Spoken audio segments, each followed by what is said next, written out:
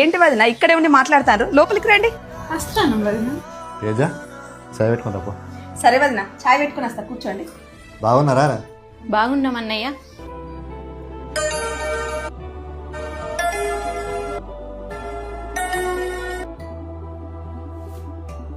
బాగున్నారా అక్క? ఇప్పటిదాకా బాగానే ఉన్నాం రా, ఇక మీదట తెలుస్తుంది ఎట్లుంటామో.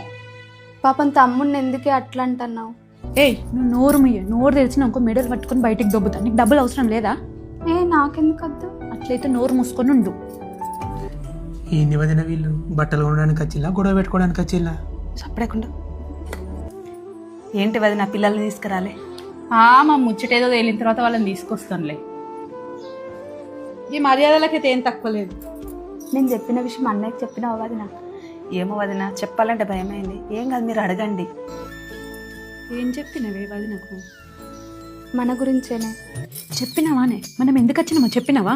చెప్పిందే. వదినకు కూడా నాకున్నంత భయం ఉన్నట్టున్నది. అన్నయ్యకి ఏం చెప్పలేదట. తేజ వెళ్దామారా, మరి షాపింగ్ లేట్ అవుతుంది. వెళ్దాం బావా, వదిన వాళ్ళు ఏమో మాట్లాడతారంట, మాట్లాడు. ఏం మాట్లాడతారు ఇప్పుడు? పోయేసినాక మాట్లాడచ్చు, షాపింగ్ లేట్ కదా. అన్నయ్య ఏదున్నా ఇప్పుడే మాట్లాడదాం, తర్వాత అంటే కుదరది. ఆగే, ఏదైనా లెక్క తేలిన తర్వాతనే పోతే షాప్కైనా లేకపోతే ఇంటికైనా. ఏంటిది ఇది? ఇప్పుడేం చూసినావు బావా, పార్ట్ 3 చూడు ఎట్లుంటుందో.